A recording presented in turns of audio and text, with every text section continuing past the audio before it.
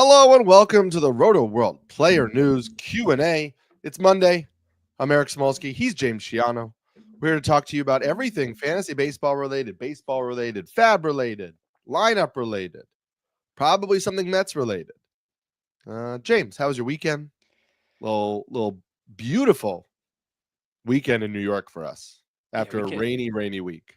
Horrible week, great weekend. A nice Mother's Day yesterday. Mm-hmm. Enjoyed a Knicks loss. Enjoyed some Mets wins. It all worked out okay. Yeah, I didn't really enjoy that Knicks loss, but I know what you mean. I got you. It's like, all right, whatever. Here we go. Hopeful for Game 4 today. Relatively. But I never thought they'd be up 2-1 anyway. So what are you gonna do? No chance. So we're there. Like, okay, that's fine. Let's just do it. Right. We'll roll with it. We got some questions already in the queue, but as a reminder, you can ask questions on YouTube. You can ask questions on Twitch. You can ask questions on Twitter if you're not sure you're going to make it in time. We got a couple questions already in DM form that we're happy to answer. We don't have. Oh, actually, sorry, it's a misspelling, but we do have a Lawler question. I didn't see it at first. The obvious question for today is Lawler worth a pickup as a multi-position bench piece for stolen bases and batting average in a 10-team mixed head-to-head 6x6 category league. If you missed the news this morning, which again you could find on the Rotoworld Player News page, because I woke up at 6:30 in the morning. My neighbors downstairs have a dog. New neighbors, they just moved in, and unfortunately, my neighbor left for work in the morning, and the dog obviously not comfortable in his new home, started just howling at 6:30 in the morning. But I got up and I saw the Jordan Lawler news and I posted it on Rotoworld. That's the dedication we have for you. So Jordan Lawler is getting called up. The obvious context for this, James, is that as of right now, Torey Lovullo, the Diamondbacks manager, said they see about 4 starts a week for Lawler moving around the infield. He is not going to be set at a position. He has played shortstop this year in the minors. He played second this year in the minors. He's played third this year in the minors. It seems most likely he's going to play shortstop and third when they give Perdomo a day off or Suarez a day off, or move Suarez to DH and give Pavin Smith a day off or something like that. So if you're getting 4 starts a week from Jordan Lawler, are you picking him up in a 10-team league right now? You're definitely picking him up because those 4 starts in a week could snowball into a full-time job. Like, that's kind of the expectation with someone who's as talented and highly touted as Lawler. The question is, I don't think this has been reported yet because it's not official yet, because Diamondbacks probably not in their facility. For some reason, this was announced at about 2:00 in the morning Eastern time. So we don't have a corresponding move yet. And the corresponding move is the one that will be the kicker. I'm not sure last week when Ketel was activated, was Tim Tawa kept on the roster, or was he sent down? He was, and that feels to me like a Tim Tawa move. Yeah, so with Ketel Marte healthy, there still isn't really a spot. And we, for a couple weeks on this show, have been talking about benching Lourdes Gurriel, who's gotten blazing hot over the last 10 games. Yeah. So he's now someone who you're not taking out of the lineup most likely. So I do wonder where Lawler actually gets this time, but he is still worth the speculative ad just on the case that he gets really hot and then you just go off from there. The move right now is either Tim Tawa or Garrett Hampson is getting sent down. Garrett Hampson has more experience in the outfield than Tim Tawa does, but Tim Tawa has played some center field in the minors. He has played some right field. This year, he's played primarily right and 1 game in left field. So it really just becomes, do the Diamondbacks feel comfortable with Tim Tawa as his ability to play everywhere? And if they do, they would probably rather keep him. Garrett Hampson, no minor league options. Tim Tawa, 3 minor league options, which feels like the answer. Hampson's also played center field for the Diamondbacks against left-handed pitching, because that's when they'll take both Pavin Smith and Alec Thomas out of the lineup. Thomas, yeah. So that feels like the answer. Probably Tawa going down. I think that I agree with you. I would say the trickiest leagues are weekly lineup lock leagues, like where there's not even daily moves, but not also even midweek lineup shifts. Because if all you know is Jordan Lawler may play 4 games this week, it's kind of hard to throw him in your lineup over somebody that's playing 6 games. But I agree with you that if you have the bench space, I think he's worth a stash because 4 games a week could turn into 5, could turn into 6 by 2 or 3 weeks from now. And that's how good he is. Yeah, the expectation is that he's good enough to possibly just take all as much as he can eventually. Right. Let's talk about another prospect, a recent call up. Dad wants to know what is your worry meter on a scale of 1 to 10 on Nick Kurtz. Nick Kurtz hitting 269 through 16 games, no home runs yet, a 39% strikeout rate, 3.2% barrel rate, 93.3 mile an hour average exit velocity. These are things that have not yet even come close to stabilizing for Kurtz.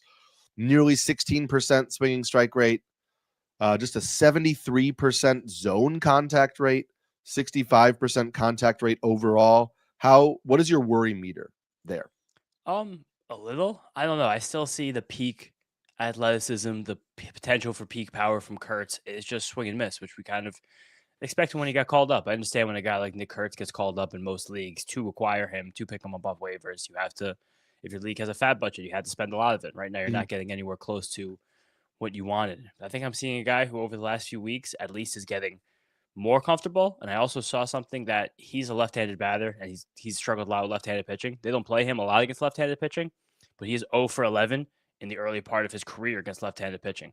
So an 0 for 11, when you don't have that many plate appearances to start out with, just 59 of them, that could really torpedo all of your stats. So it's concerned about Kurtz hitting the ground running and becoming like a superstar initially. But I also think that the Athletics will give him at least 2 or 3 more weeks to see if he can hit his way out of this. And with that, I think that there will be a nice period for Kurtz eventually. It's not going to be a 35 homer pace, but I do think you're getting a usable first baseman out of it.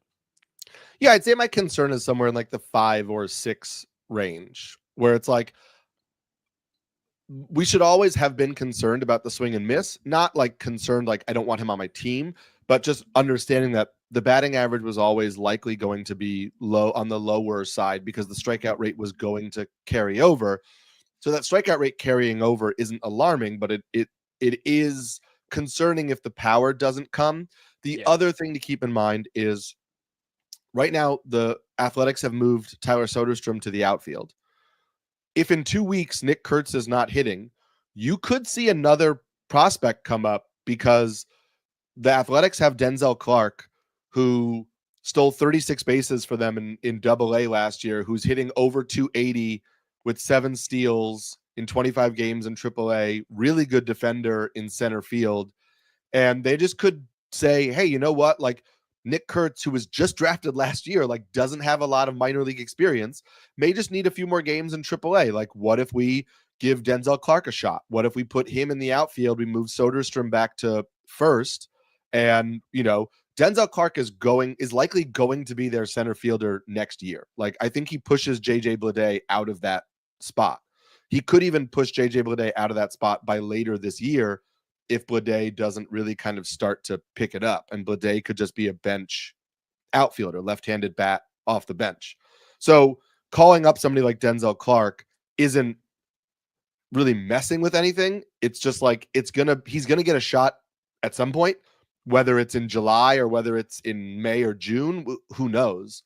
JJ Bleday is hitting 216 right now, and he's 27 years old. Like the Athletics don't really owe JJ Bleday that much more time if their prospect outfielders are ready to come up and play the field and get this young lineup even more exciting. Same with Colby Thomas, who's also down there in AAA, hitting 300, and he's. I know that scouts have liked him on defense, but he's not getting center field reps simply because Clark is, and Thomas needs to be added to the 40-man roster by the end of this season. So there's a good chance he's someone else that we see on this team sooner rather than later. I do think they'll give Bleday some more time, though, because Bleday was a good player last year and a high draft pick, 20 home run guy, 120 WRC plus last season. I don't think they're in a rush to move on from JJ Bleday, but I think it's more like the fact that since Kurtz has come up, Soderstrom has not exactly been good in the outfield. And it seems like trying to play the outfield, emphasis on the trying, has kind of hurt his bat a little bit. Yes. Whether that's just normal ebb and flow or actually like, I have to play outfield. I'm nervous now when I go to the plate. But I do wonder how they do it because now we're looking at a spot where it's the middle of May. And this Athletics team's actually kind of good. Like if they push the right buttons, like you're in a wild card race the entire season right now with this Athletics team. The pitching come around a tiny bit. I know Gunnar Hoagland's had a good couple of starts. The lineup at the top of it, especially, is quite good. Like they have a shot right now to actually be in the race. So they're going to start. For sure. I think that was the whole nexus of the Kurtz call up anyway, where it's like we need to win as many games as we can because we're actually around this thing. Yeah, I think they give Bleday more time. I think the Denzel Clark thing just is like, okay, this is probably our future here.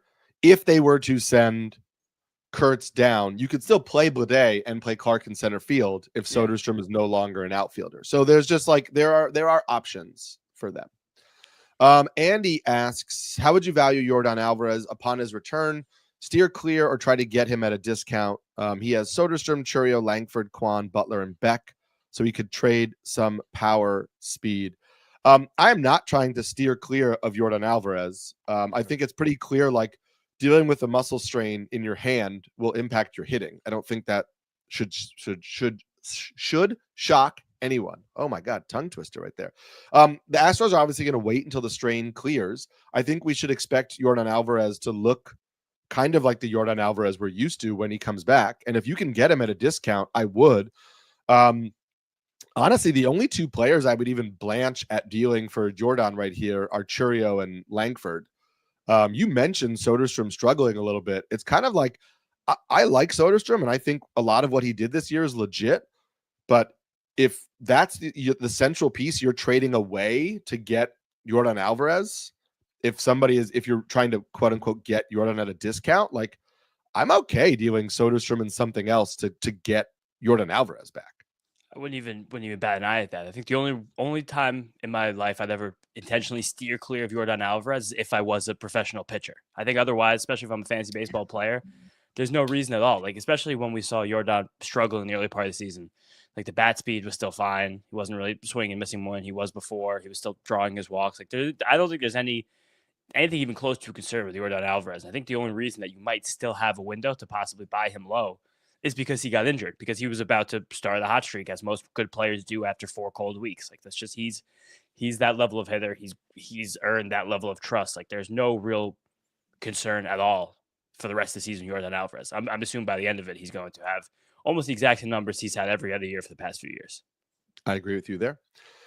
Otis says, would you trade Austin Wells for Simeon or Alec Boehm if you already have William Contreras? And this is an interesting question because we know William Contreras is playing through a fractured finger.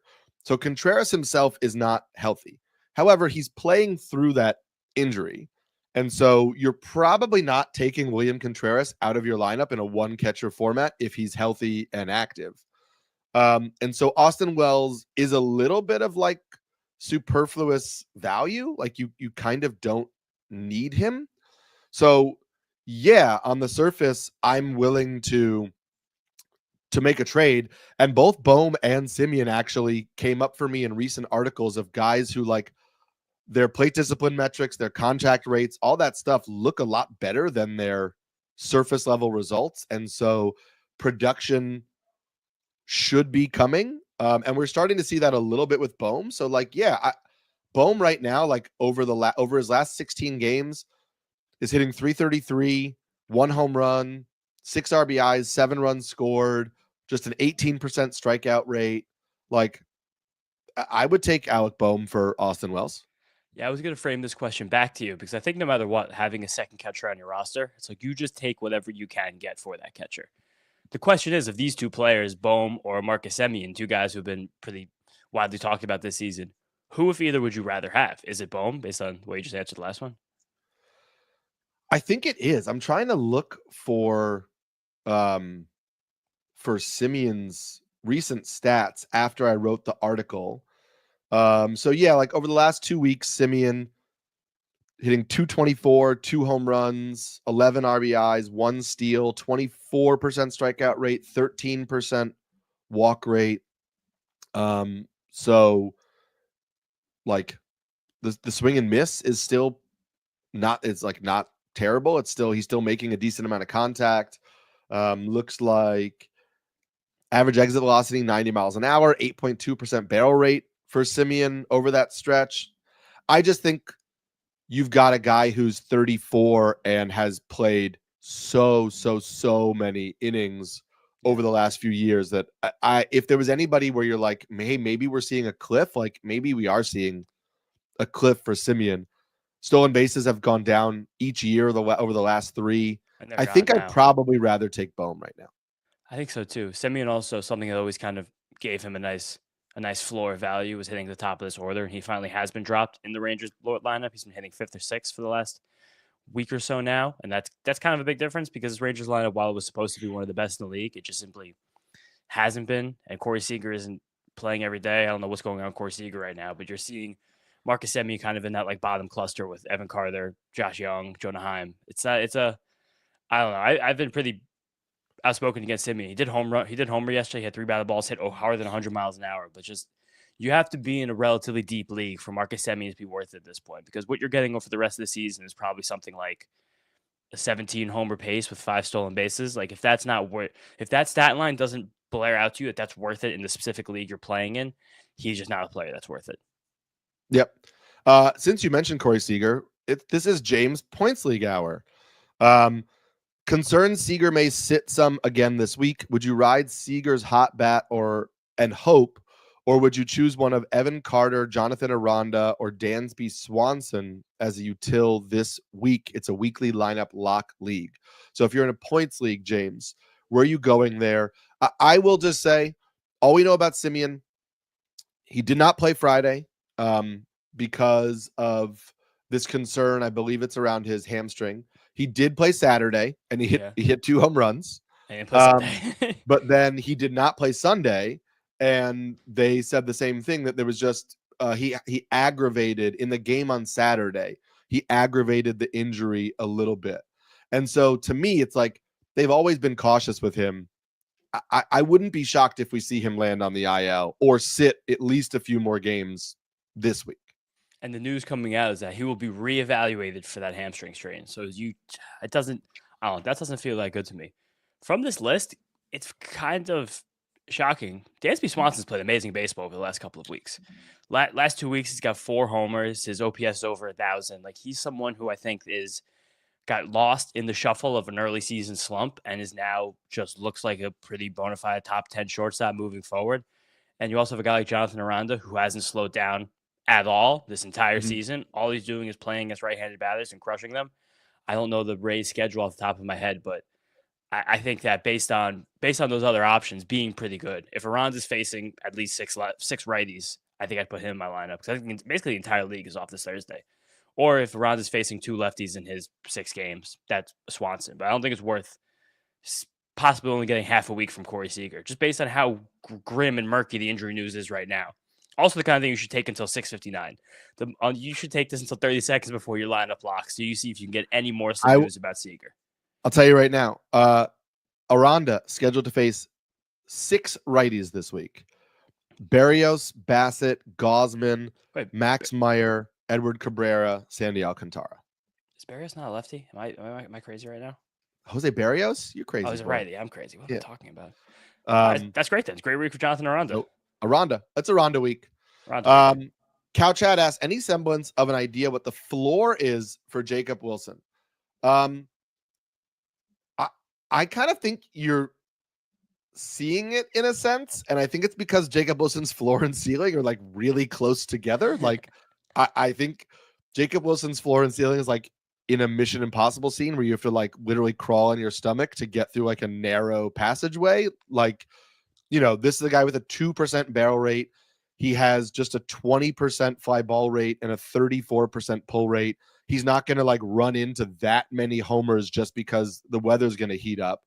I think that maybe he gets to 10 homers, which is more than he's gotten in any minor league season. So that's like more of a ceiling than we've seen from him. But maybe he's a 10 homer, 10 steal guy. And now that he's hitting leadoff for the Athletics, like that should give him a decent amount of runs scored. We talked about how the lineup is pretty interesting.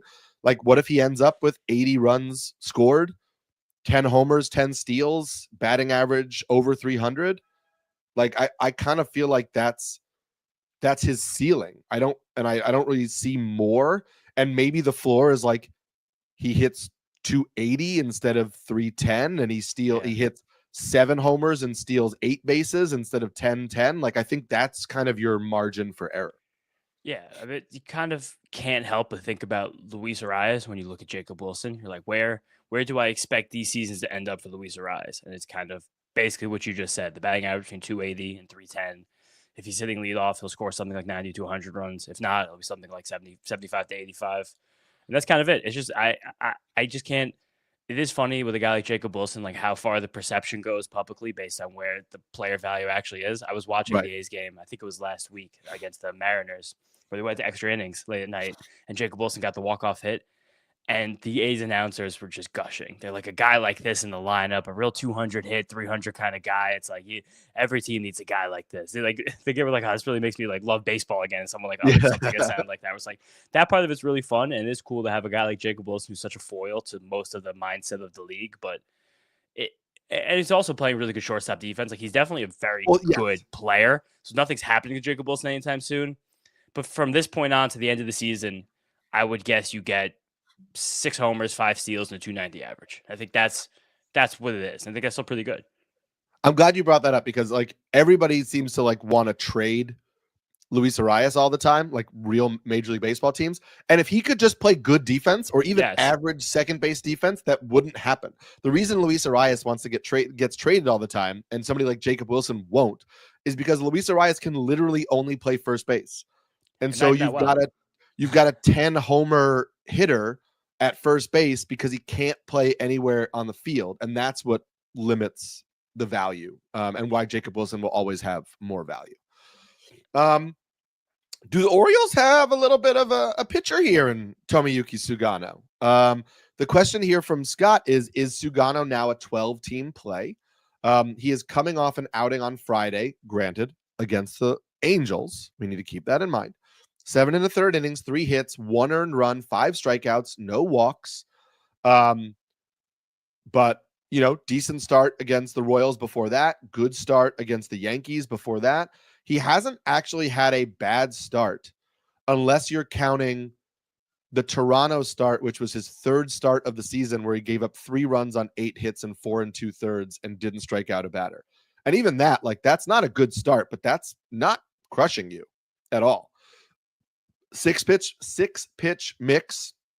The splitter and the sweeper are kind of the leading pitches for him, and he commands them relatively well, but he has a 4-seamer and a cutter, so it's not like he is only relying on those pitches. And so is he 12-team viable? I think he's one of those guys who's the back end of your rotation in a 12-team, where like if you're getting a good lineup, like go for it. And if the rest of your rotation is really strikeout heavy, because I just don't think you're going to get a lot of strikeouts from Sugano. And so if you're okay with a guy who's going to go 6 innings with decent ratios, and we like to think a good chance at a win at some point when Baltimore's offense wakes up, like that's certainly usable in a 12-team league more often than not. I don't know that I'm regularly rolling him out there against like the Yankees, the Rangers, the Phillies, like, teams like that. Yeah, and the best thing about a guy like Sugano, who's going to be in the back of your 12-team roster anyway, is that right now he has a very favorable upcoming schedule again. So his next start is scheduled to come against the Twins. Then we have the Brewers in Milwaukee. Then one of the starts you definitely bench him for, the Red Sox in Fenway. Then he gets the White Sox. Then he gets another bad one, the Athletics in Sacramento. Then it's the Angels again. And then it's either the Rays or the Yankees, depending how it lines up. But you basically have a month leeway right now, Sugano, where you're going to get 4 out of 6 really very favorable matchups, which is worth a roster spot on the bottom of your roster. Just know that one of these games, the bad ball luck will come back and kill him because he doesn't strike anybody out. It's a good 6-pitch mix. Everything's above 10% usage. It's really good command. He manipulates the edges of strike zone really, really well. He's like a true pitcher. This is kind of like the Jacob Wilson of pitchers right now. Like this is a throwback old school kind of guy where I don't know what the ceiling is, but I also can't really figure out what the floor is either. Yeah. Something bad will happen at some point to Sugano. There will be a 7 earned run, 3 inning start at some point over the next 2 months. But if you get a really good matchup, probably won't be that day. So you could probably just run him out there and like hopefully get that win. I agree with you on that one. The big pickup this weekend was Cade Horton. Scott. And Jonathan Stevens wants a temp check on Cade Horton for 10s and 12s. He's still widely available in Yahoo. Are we dropping slow-moving investments like Landon Roop, Jackson Jobe, Grant Holmes, Reese Olson, Drew Rasmussen, etc. to pick him up? Here's what I'll say. We don't know what the plan is for Cade Horton when Imanaga comes back. Imanaga was being reevaluated 2 weeks from his injury. So Imanaga is being reevaluated next week. Let's say next Monday. So that doesn't mean that Imanaga is back next Monday. It means that's when the Cubs are going to decide the timeline for Imanaga. So Imanaga could be back in 2 weeks. He could be back in 3 weeks. Could be back in a month. We don't really know, which means Cade Horton has anywhere from 2 weeks to like a month to earn his spot in the starting rotation, and really kind of just has to outpitch Ben Brown, who has been pretty inconsistent in the starting rotation, and I still think is probably more of a reliever in the long term. The good news for Cade Horton is he pitches against the White Sox this week, and it's a good way to like make your case to remain in the rotation. So for me, I see guys like Landon Roop, Grant Holmes, and Reese Olson, who to me in 10 and 12 team leagues can be churned off your roster based on matchup. And I think Cade Horton has the best matchup of any of those. So I probably wouldn't drop Jackson Jobe and Drew Rasmussen for Cade Horton because I think those guys have a bit more security. But like, I don't love the matchups for the other guys, and I would drop one of those three for Cade Horton because at worst I get this start against the White Sox, and then I look for a streamer for next week.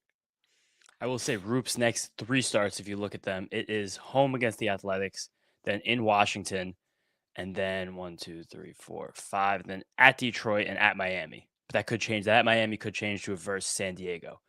I weirdly like those are just a group of guys I like as pitchers at the bottom of like a 10-12 team chart, more so than like some other guys who had like less. But the Cubs also did something cool with Horton in the start. Not sure if you noticed this, but playing the Mets, I watched the entire game. They use an opener ahead of Horton. That's because the way that Horton's repertoire lines up right now, he's going to be much, much, much more effective against right-handed batters and left-handed batters. Though that changeup he threw to Soto was absolutely filthy. And amazing. I know we didn't see a lot of them, but I saw 3 of them. Like, why aren't we throwing that more often? That pitch is ridiculous. He wasn't even throwing it much in the minors on the way up, but so they wanted to avoid him facing Soto and Lindor, 2 hitters who'd be hitting lefty against him as much as possible. So they started an opener, Brad Keller. They brought in Horton for the second inning, so he didn't have to see Soto and Lindor for a second time until he already made 2 full lineup revolutions. So it's kind of like they manipulated the Mets lineup to putting those guys at the bottom of it in Horton's case. Smart.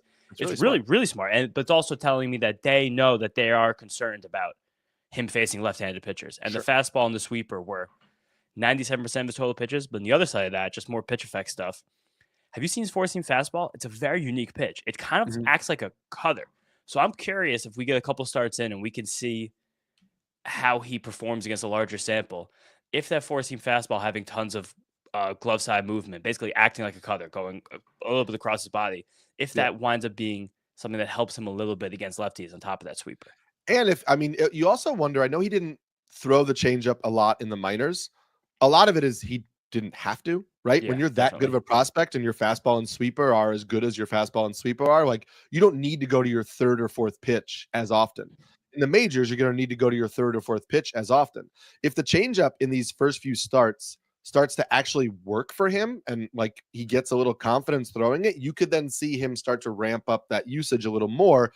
We're talking like 9%, 10%, not that it becomes a huge pitch for him, but that could help him mitigate some of the damage against left-handed pitching as well. So yeah, I got a bunch of shares of Cade Horton this weekend because I put in like keep him honest bids where like in an NBC format where I had like $700 something left, I put like a $50 bid on him and I got him. And it's like, okay, cool.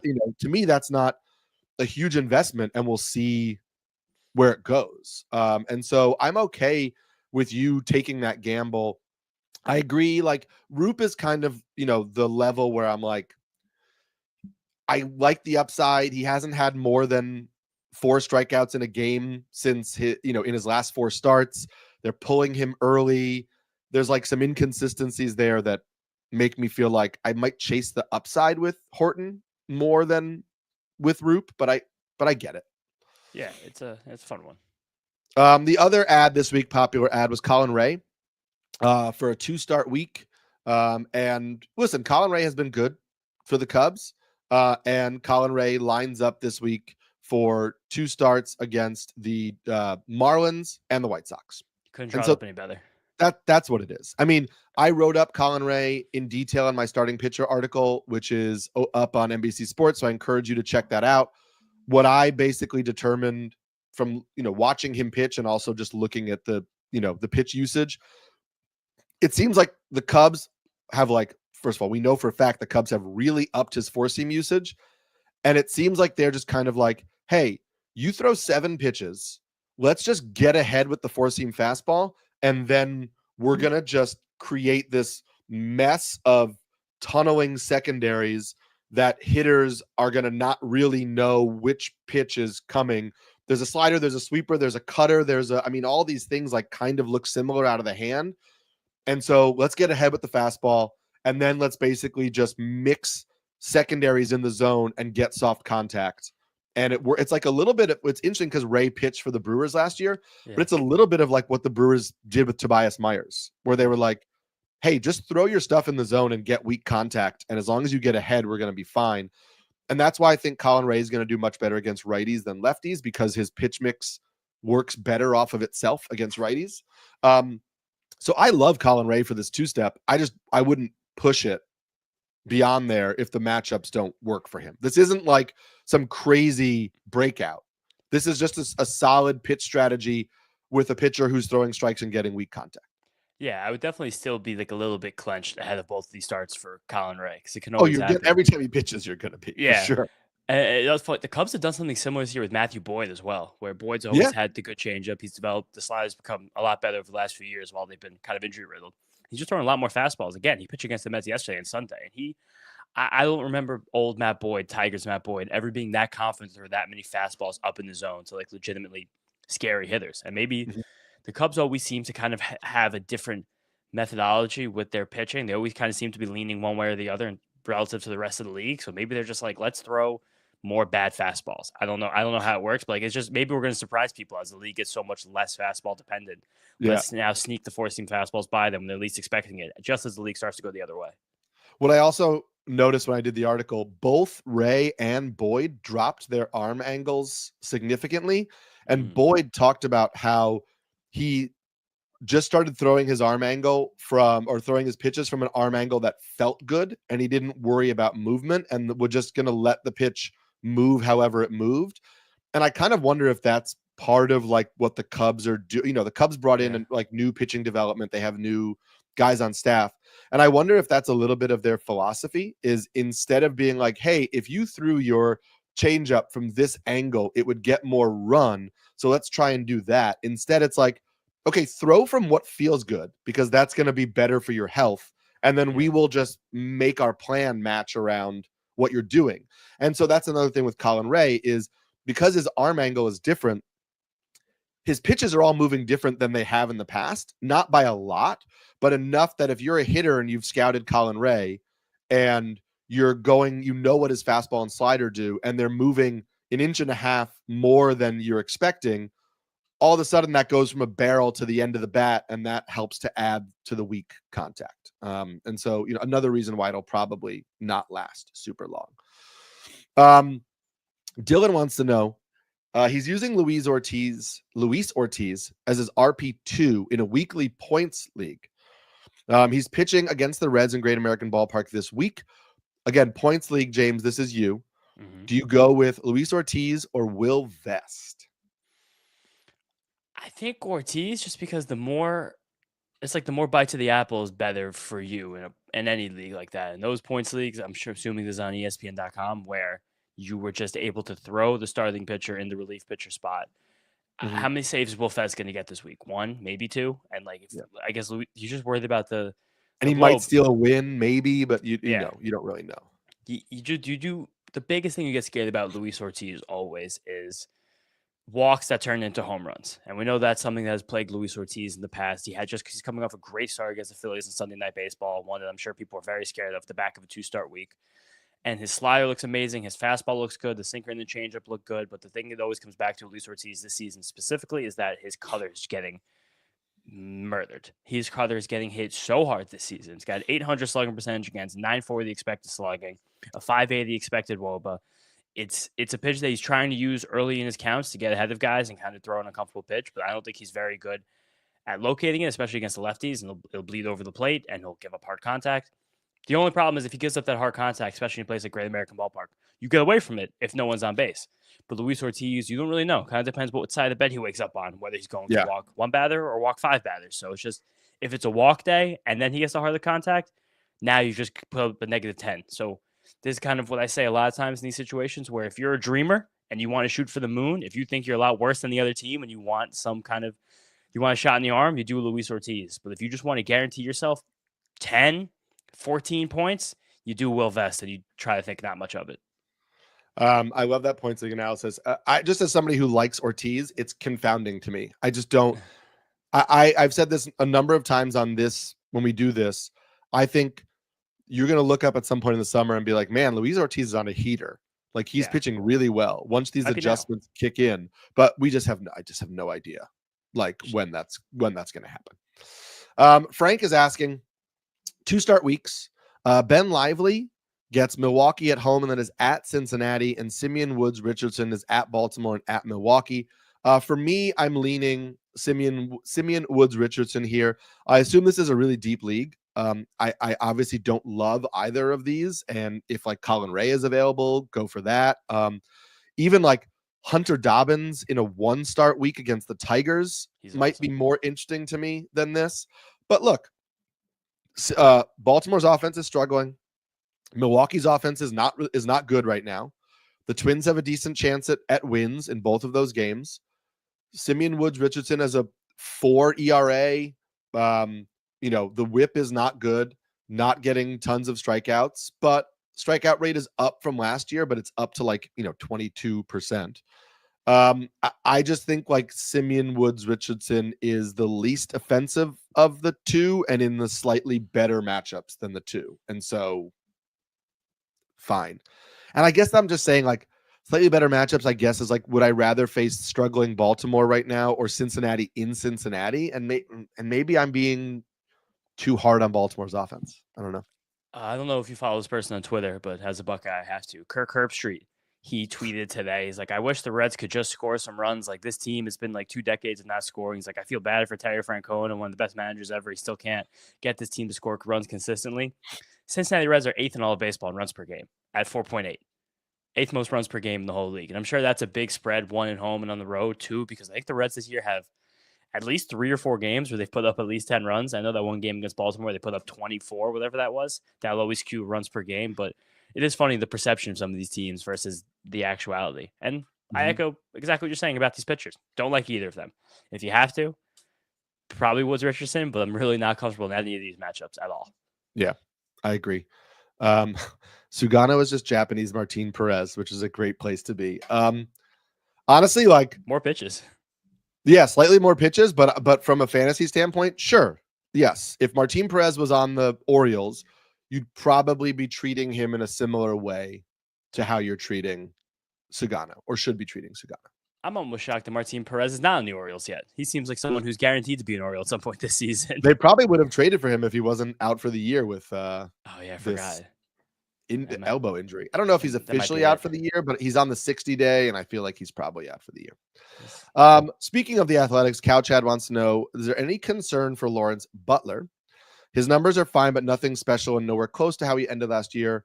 And it just doesn't seem like he's ready to take that next step. I will say, I looked at the numbers under the hood. I have Lawrence Butler on a couple of teams. I mean, let's go through it real quick. Barrel rate 11.7%. That's up from last year. So that's good. We like that. What just happened here, Fangraphs? You losing it? No, like all of the stats just went away. It's wild. It was like it shows Lawrence Butler's page, but then there's no numbers whatsoever on the page. Okay, now we're back. So barrel rate is up 11.7% is obviously good. Chase rate down from last year. Zone swing rate up 2%. The zone contact rate is down 3%. The overall contact rate is down 7%. The swinging strike rate is up 3% to 15%. Here's the only thing I see, because the zone swing rate is up only slightly. The chase rate is down, which you love to see. The pull rate is pretty much identical. We have a 10% increase in fly ball rate right now from Lawrence Butler. If I see a 10% increase in fly ball rate, I see zone contact rate plummet, even though the zone swing rate is relatively the same. I'm thinking, why is this guy swinging at pitches in the zone and missing them more often, despite hitting the ball hard this year? And it could be just the swing plane. If he's trying to get into that fly ball range with, raising the fly ball percentage to nearly 50%, he could be just swinging under a lot more pitches than he was swinging under last year. I like the plate discipline metrics. I like the hard hit rate, the max EVs. I like that he's not chasing. His walk rate is higher than it was last year. He still has 6 homers and 6 steals. I think you could just see a recalibration of the swing plane, and maybe it's not, hey, Lawrence Butler took a next step, but maybe it's Lawrence Butler's a 260, 25-20 guy, kind of just like he was last year. And that's still fine. It's not, a huge step in the right direction, but I don't see any alarming red flags here. Yeah, and the downside for Lawrence Butler was always kind of the exact skill set you just said, but with a 295, 310 on base percentage, which is precisely about where he's sitting right now. And it's also a good reminder of how early it still is in the season. We just crossed the 25% mark this past weekend, 25% of the way through the Major League season. Exactly 1 year ago on this day, we were 1 day away from Lawrence Butler's demotion to the minor leagues before he was called back up and got hot. Sure. So that just shows how much time he still has to, again, possibly reach a ceiling. And maybe it's not the ceiling that he reaches this year. Maybe it's not a ceiling he ever reaches, but I think you're still banking 25-20 and a decent batting average without even thinking twice about it. Yep, I agree with you on that one. Dad wants to know, should we be concerned about Ozzie Albies' season-long production? Last week he went 2 for 28 with 1 RBI, 2 runs scored against traditional powerhouses Pittsburgh and Cincinnati. Yeah, look, well, I think there was reason to be concerned about Albies where he was going, right? This idea that Ozzie Albies was one of the top second basemen, and so we're gonna draft him in the 3rd round, 4th round, wherever his ADP settled. And it's kind of I know he was hurt last year, but there were, how much are we paying for the 1 year in 2025 where, and even then, the stolen base rate was down. It's up again now, though. It is up again now. And look, walk rate is still good. If I'm looking at, I do, as you can tell from all this stuff, I like looking at plate discipline metrics to see, if a guy's getting himself out. Chase rate's up a little bit, but nothing alarming. Whiff rate is up a little bit. His overall contact rate is only down 1%.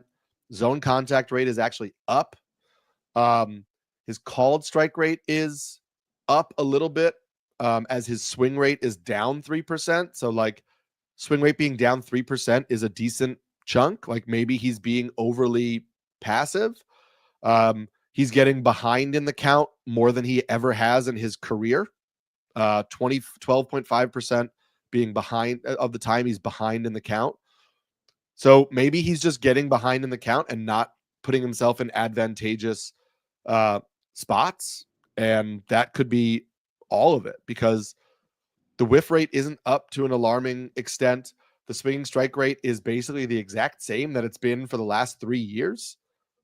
Contact rate is kind of similar. So I don't see anything that's oh my God, this guy is terrible.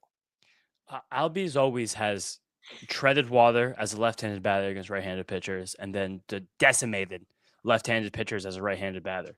And so far this season, he's not doing anywhere close to that. His stats against lefties are the worst that they've been by far his entire career. None of his 5 home runs have come against him. His batting average is under 200.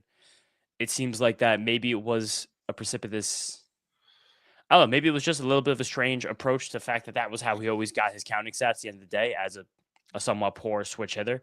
And now you're seeing bottom of the league, batted ball quality metrics. You're seeing a bat speed that was never good and has now gotten slower and slower 3 consecutive years. Mm-hmm. I'm not gonna say I'm quitting Ozzie Albies after a bad week because again, you're still gonna get plenty of counting stats, but 800 OPS Ozzie Albies is probably not walking through that door anymore. Maybe from a pace rate for the rest of the season from right now, but it's I don't know. It never felt like a house of cards, Ozzie Albies, but it was never like, yeah, this guy is an absolute no doubt. They're not going anywhere. It's all going to work out forever. Right. And that's like,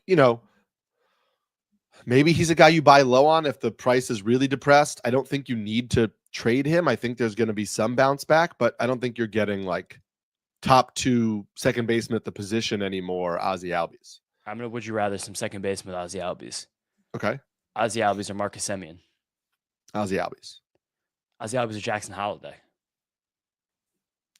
It's a really good question. Holliday is also moving up in the lineup. I still don't know about like the power and the speed at this point in his development. Yeah.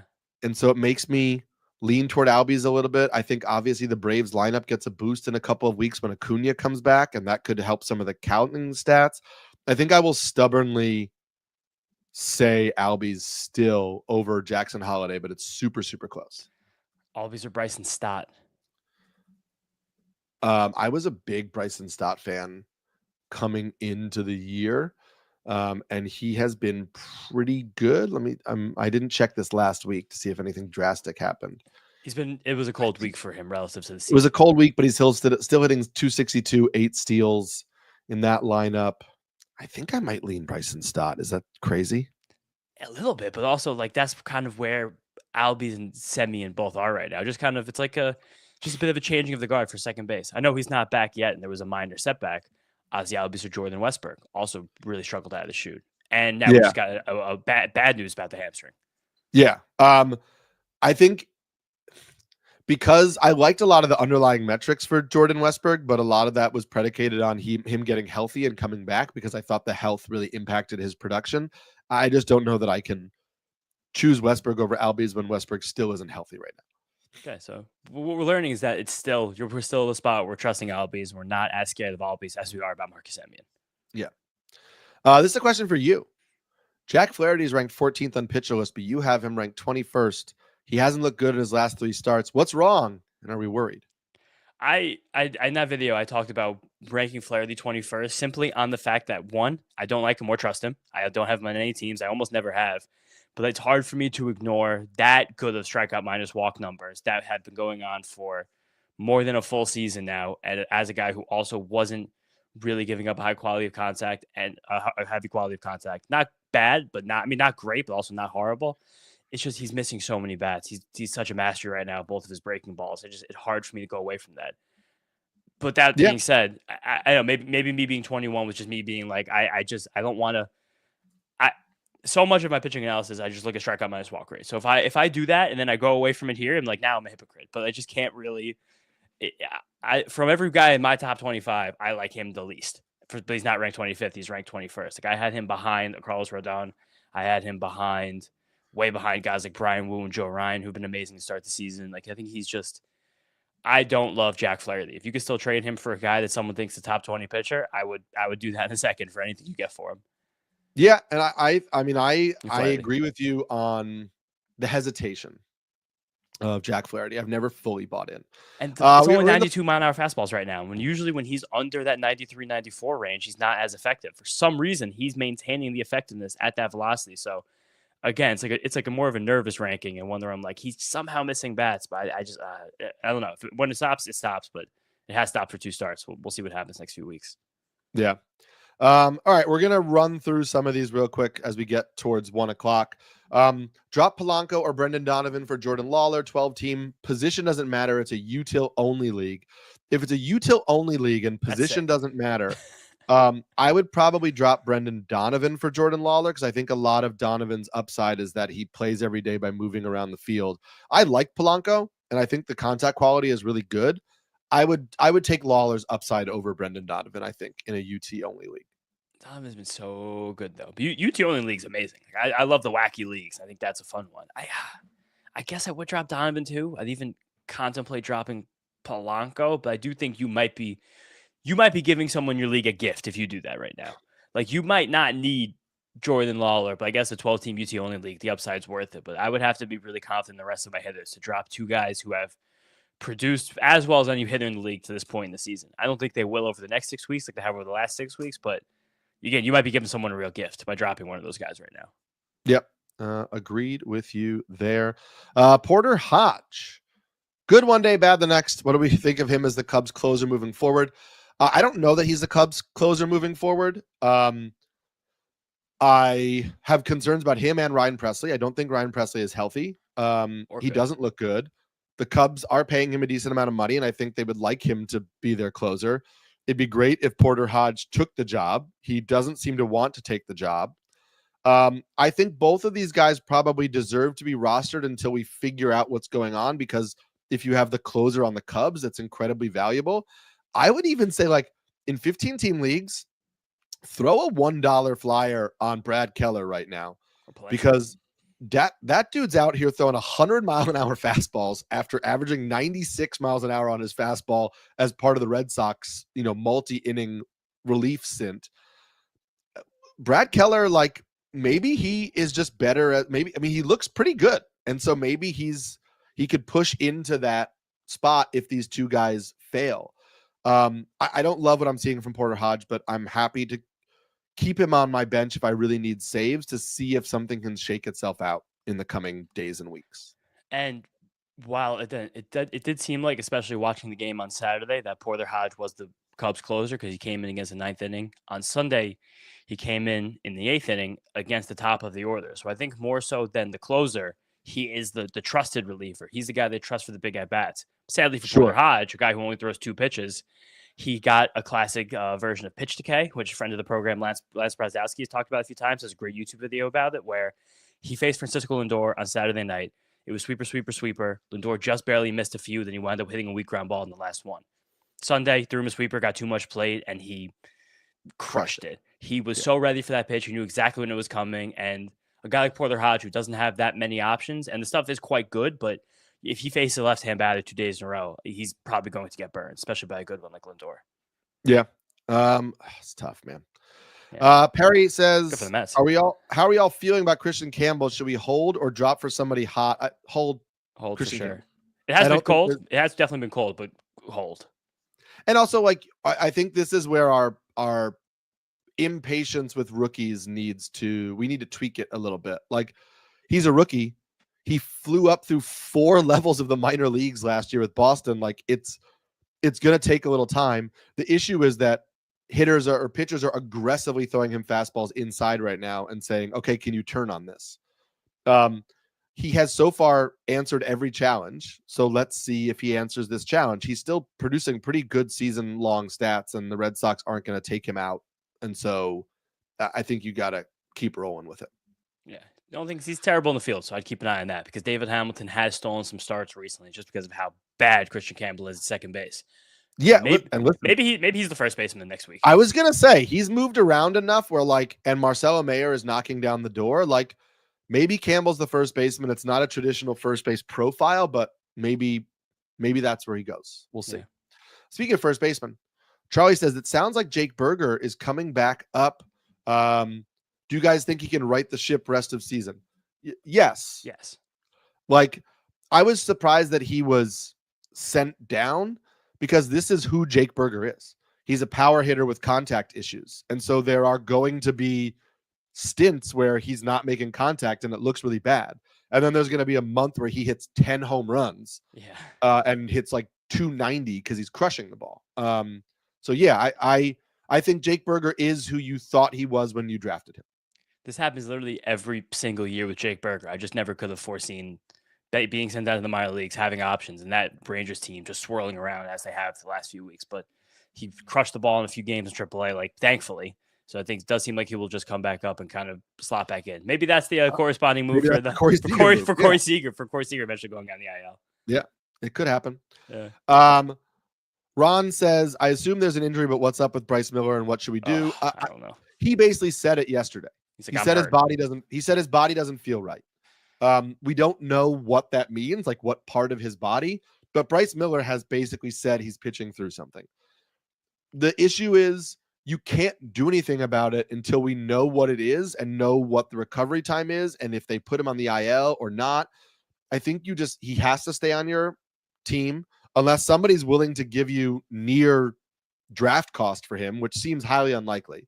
But if somebody is willing to pay you draft value for Bryce Miller right now, even though you know he's pitching through something, take the deal.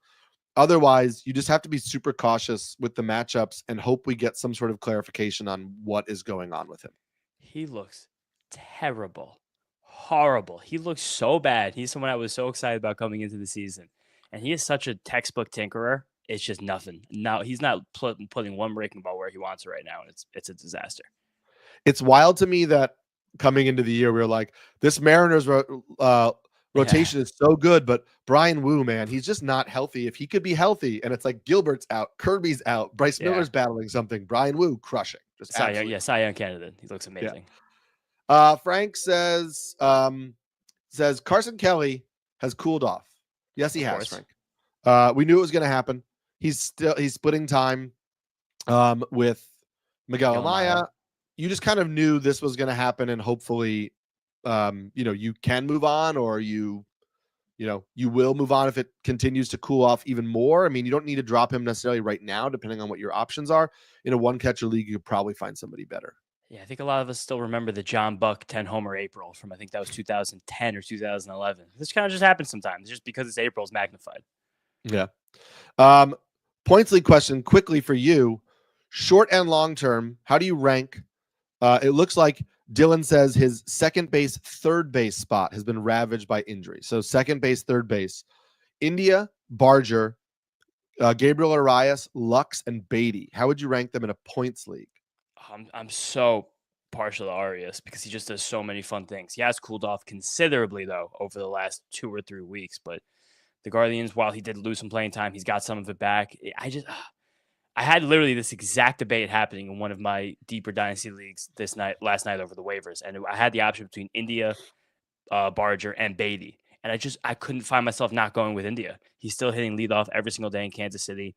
The underlying stuff doesn't look any worse than it ever has. It's never really been good, but it looks the same. It's like, and India, how many guys in the league? I know it's only on Fantrax, eligible at second, third, and outfield. Like, that's a ridiculous spread of eligibility. Barger has the third and outfield. Beatty has the second and third. Arias has the second, third, some short in some places.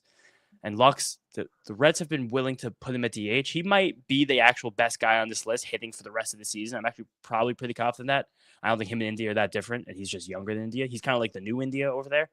But I keep dragging myself back to Jonathan India somehow, some way. And Beatty, while it was an amazing weekend, he still never sustained this over multiple weeks in the major leagues. So I'm patiently waiting for that. I'm going to watch him tonight against Paul Skeens in Citi Field, but it's never happened before. So it's hard for me to be like, now it's going to happen. Yeah. I also like Barger. I go with India for you, but Barger changed his swing again to something more natural. The Blue Jays had tried to change his swing and it didn't work. And he basically mentioned he just went back to something that felt more natural, and he's crushing the ball. So like in deeper leagues, I kind of like that. Real quick, Colt Keith, Connor Norby. I mean, Norby's gonna steal more bases. That's my comfort with that answer. Keith has been hitting better. Norby's been horrific, but I don't know. He's just kind of like he's still kind of acclimating himself to the season. It's only been 2 weeks. I think Keith, because I like the contact profile better. I think Connor Norby's going to swing and miss way too much. But if you need speed, Norby. But I would take Keith. Yeah, and then last, like speed. Giolito or Max Meyer. Meyer. I still like Meyer more. I am a Red Sox fan, and I think that Giolito should be rostered in a lot of leagues. I would still choose Max Meyer. It's such a better home park that kind of tips the scales. Yes. Also, to be clear to this, Jordan Lawler better than Donovan.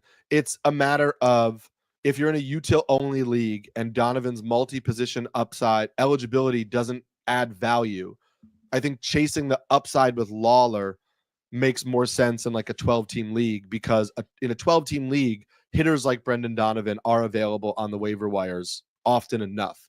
If Jordan Lawler pushes into a full-time starting role, it's hard to find a hitter like Jordan Lawler if he's getting 6 games a week in a 12-team league.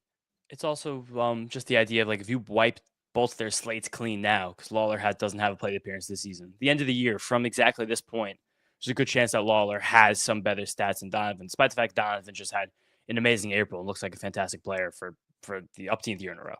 Yeah. Also, speed upside too. True 5 category for Lawler that Donovan doesn't have. Yes. That's going to do it for us today. Thanks for joining us. Thanks for getting in your questions. As always, you can reach us on Twitter. I am at Samulski NYC. James is at James_Schiano. We are both on Blue Sky as well. You can hit us up over there. James's stolen base article comes out tomorrow. Wednesday. James's waiver wire article comes out Tuesday. Yeah. My starting pitcher article comes out Wednesday. Going to talk about Cade Horton. Going to talk about Ryan Gusto. Going to talk about some of the Tony Gonsolin and pitch mix changes, things like that. And then my waiver article comes out on Sunday. So make sure you check all of that out and keep the Rotoworld player news page bookmarked and opened, especially on a day like today. We're going to have all of the, is Berger coming up? Is Seager going on the IL? What's happening with, Ryan Weathers, all of that. It's going to be up there, ready to go. Bookmark it, refresh it. And we'll check you next Monday at 1 o'clock or noon Eastern time here